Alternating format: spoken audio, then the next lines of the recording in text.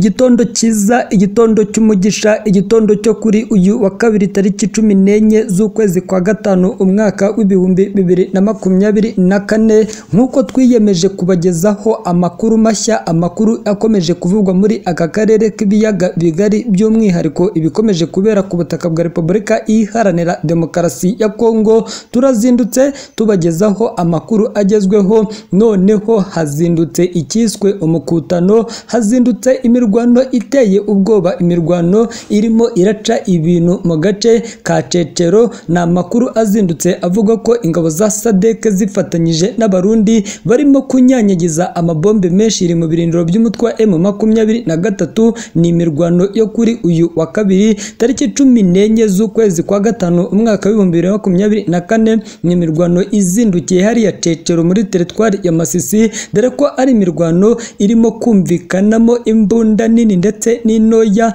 by'umwihariko n'uduce dusanzwe dukorotiriye ibirombe by'amabuye y'agaciro bya Rubaya, dore ko kari agace ka Cecero n'agace ka Mabenge uhita umanuka ugafata agace ka Bihambwe kegereye Rubaya, dore ko agace ka Bihambwe burya ngo gasanzwe kanagenzurwa n'izi nyeshyamba z'umutwe wa M23. Amakuru azindutse avugwa nuko ingabo za Kongo FARDC nazo ziri mu gace ka Rwindi hariya muri teritwari ya Rucuru. Ni FARDC kuri ubu ngubu nayo yamaze gutera amatako, irimo iranyanyagiza ibisasu byinshi iri hariya muri teritwari ya Rucuru, by'umwihariko hazindutse habaho icyo bita sharing cyangwa kurasana imbona nkubone hagati ya M ndetse n'izi ngabo za Kongo FARDC. Gusa imirwano yo muri Rucuru ngo ntago ikomeye nk'irimo irumvikana hano i Rubaya ndetse no muri Sake, kuko amakuru duhabwa n'imbone zacu, amakuru dushyiriwe ahagaragara n'abaturage, nuko ahangaha Mabenge werekeza mu gace ka Cecero mu marembo y'umujyi wa Sake hazindutse imirwano ikomeye cyane, dore ko ari imirwano izindutse mu gihe kuwa mbere ku munsi w'ejo abaturage batuye hariya mu gace ka Mugunga, abaturage batuye hariya mu gace ka Kimoko, agace ka Kanyabanyoga biriwe bahuye n'akaga gakomeye cyane, kuko turi duce twose twiriwemo imirwano ikomeye cyane. Ingabo z'abarundi mana y'isi n'ijuru ibyo zirimo gukora kuri ubu butaka ni amateka akomeye cyane. Amakuru dufite nuko Uburundi bufite umujinya mwinshi, Uburundi bufite agahinda gakomeye cyane, ariyo mpamvu bukomeje kugaba ibitero bikomeye cyane bufatanyije n'ingabo za SADC.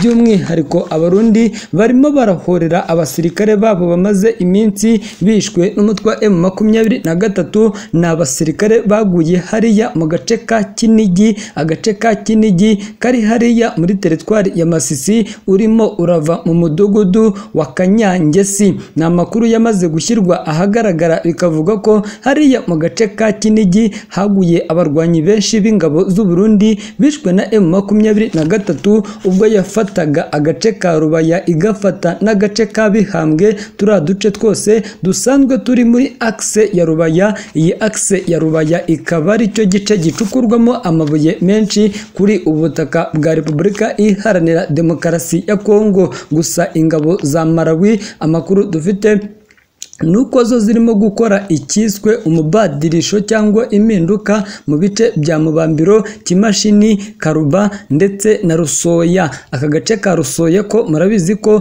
kegereye neza hariya iyo urimo urajya kwinjira mu mujyi wa Goma. Aka gace ka Rusoya ni kamwe mu duce tugizwe n'amashyamba menshi iri, kuko kuri ubu ngubu aka gace ka Rusoya karimo inyeshyamba z'umutwe wa M23, kakabamo abawazarendo, kakabamo ingabo za Malawi. By'umwihariko ikigo cya gisirikare cya Malawi giherereye hariya Rusoya, ni mu birometero nka 13 uvuye mu gace ka Karuba, kakaba mu birometero 20 winjira mu gace ka Kimashini, kakaba mu birometero 25 winjira hariya imubambiro hasanzwe hari ibirindiro bikomeye cyane by'ingabo za Afurika y'Epfo. Iyi ni inkuru twahawe, ni inkuru twamaze guhabwa na bamwe mu basirikare bakomeye cyane b'ingabo za Kongo ngabo bakomeje kugenda badutangariza ukuntu urugamba uko bwije nuko bukeye rukomeje guhinduka, kuko kuri ubu ngubu Liyetona Koloneli Embonga, umwe mu barwanyi bakomeye cyane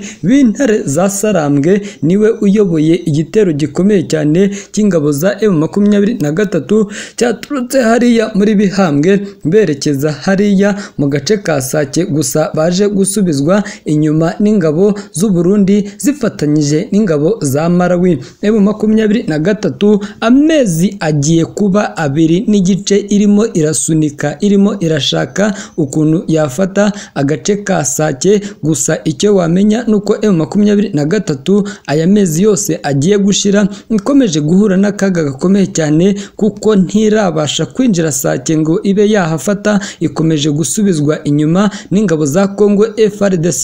Gusa M23 nubwo yirukanwa hariya Isake, nibibuza gufata uduce twinshi, by'umwihariko nibibuza gufata uduce tugiye dutandukanye, nubwo bamwe mu badukurikirana bakomeze kudushinza ko dufana cyangwa se dushyigikiye cyangwa se tubogamiye ku gisirikare cya Kongo FARDC.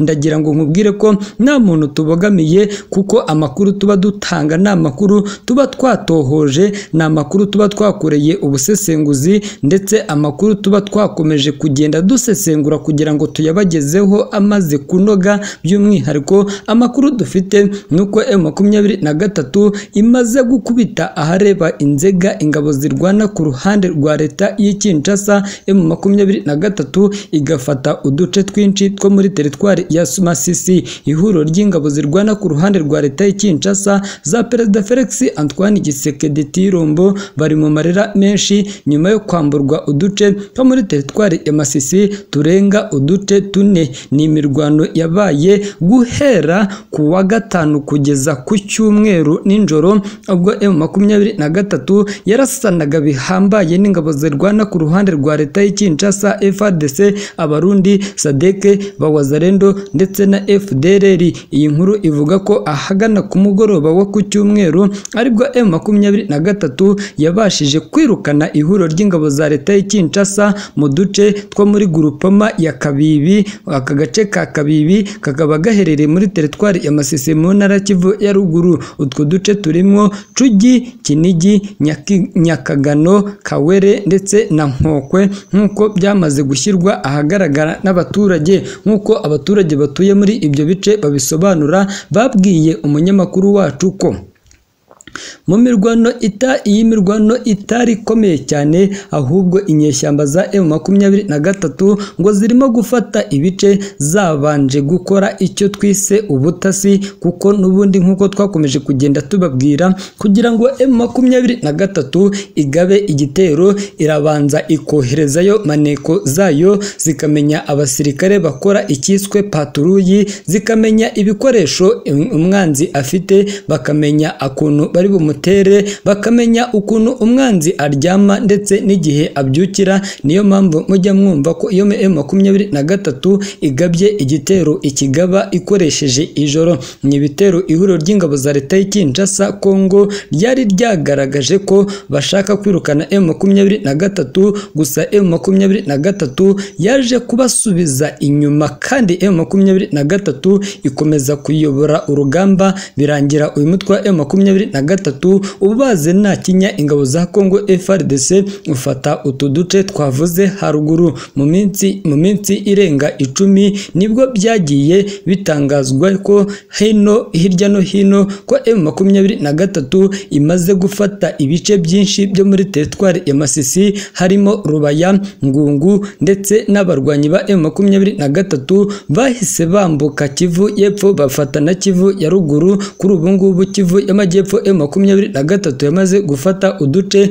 tw'umwihariko duherereye mu misozi miremire ya Karehe. M23 yongeye kwigarura uduce twinshi mu gihe hashize iminsi mike. Sadeke tw'ubufatanye bwayo na FARDC itangaje ko igiye kwinjira muri operasiyo yo guhashya uyu mutwe wa M23. Gusa ibyo byose bikaba ni kenshi bamwe ni kenshi biba bamwe mu bihugu by'Uburayi bagiye baburira Perezida Tshisekedi ko igisubizo cy'intambara kitazigera gikemura iki kibazo cyo mu burasirazuba bwa Kongo, ahubwo agomba guca inzira ya diplomasi kugira ngo iki kibazo kibe cyaranduka. By'umwihariko nta wakibagirwa ijambo ryatangajwe na Perezida w'igihugu cy'Ubufaransa Emmanuel Macron, watangaje ko abona ko iyi ntambara igomba kuzakemuka hifashishijwe ibiganiro bya Rwanda ndetse na Nairobi. Ni ibiganiro umuhuza hagati ya M ndetse na FARDC. Perezida wa Angola João Lourenço utarahwemye kugaragaza umuhate we mu gushakisha ikibazo cyakemura iyi ntambara, gusa leta ya Kinshasa yo ikomeje gutera utwatsi diplomasi, ahubwo ikomeje gukoresha inzira y'intambara. Perezida wa Repubulika ya Demokarasi ya Kongo Felix Antoine Tshisekedi mu kiganiro aherutse kugirana n'ibinyamakuru bigiye bitandukanye adaciye ku ruhande, yavuze ko nta gihe azarota cyangwa se nta gihe azigera agirana na M23 ibiganiro, kuko ngo M23 nibaho ahubwo ngo ni ingabo z'u Rwanda RDF zinjiye ku butaka bwa Kongo zigambiriye gusahura umutungo kamere w'iki gihugu. Perezida Tshisekedi ashingira ku kigeranyo cyashyizwe ahagaragara n'ikigo kigenzura amabuye cyagaragaje ko u Rwanda mu mwaka w'ibihumbi 2023 rwohereje ku isoko mpuzamahanga toni zirenga 200 z'amabuye ya korota, mu gihe leta ya Kinshasa yo yohereje toni zirenga 190. By'umwihariko bikavuga ko hibazwa ukuntu leta ya Kongo yaba ariyo yaragurishije amabuye make, nyamara bizwi ko u Rwanda nta mabuye rucukura, ahubwo Kongo kariyo icukura amabuye menshi. Ubu Kongo ishinza u Rwanda gushora intambara mu burasirazuba bwa Kongo rugambiriye gusahura umutungo kamere w'iki gihugu, gusa u Rwanda rwo niruhwema kubihakana rwivuye inyuma, rukagaragaza ko nta hantu na hamwe ruhuriye na M23, ahubwo Kongo kariyo icumbikiye inyeshyamba z'umutwe wa FDLR zigizwe ahanini n'abasize bakoze jenoside mu gihugu cy'u Rwanda 1994 kugeza na n'ubu ngubu barimo gutegura jenoside, barimo gutegura kwica, noneho babifashijwemo na Perezida w'igihugu cy'u Burundi Ndayishimiye Evariste, kuko aba bakuru b'ibihugu bombi ni inshuti zikomeye cyane. Murabizi ko bahuje n'umugambi wo guhungabanya no guhirika ubutegetsi bw'u Rwanda, nk'uko byagiye bitangazwa na Perezida Felix Antoine Tshisekedi, binashimangirwa na Perezida Ndayishimiye Evariste w'u Burundi ukomeje kohereza ingabo nyinshi ku butaka bwa Kinshasa. M23 yatangaje ko itazigera ishyira hasi intwaro mu gihe FDLR itararambika hasi nayo intwari, kuko kuri ubu ngubu FDLR bivugwa ko yamaze kugira uruhare rwinshi mu baturage bakomeje gupfa, ndetse M23 ikomeje kugaragaza ko FDLR iramutse isenyutse burundu ku butaka bwa Repubulika ya Demokarasi ya Kongo, nayo imbunda yazirambika hasi ndetse igasiga n'ibice yafashe, kuko ngaho kugira ngo ifate bashiki babo na ba mama babo na basaza babo babate mu muriro bawureba, barwana paka kugeza ku munota wa nyuma bishwe, cyangwa se bakabona uburenganzira barwanira, kuko M23 ngirwanira ukwishyira ukizana k'umuturage wese uvuga ururimi rw'ikinyarwanda, by'umwihariko umututsi wimwe ijambo n'ubutegetsi bwa Perezida Felix Antoine Tshisekedi. Reka nkushimire wowe wadukurikiranye, nimba ari ubwa mbere udukurikiranye kanda subscribe kugira ngo amakuru yacu ujye ukurikirana uko bwije nuko bukeye.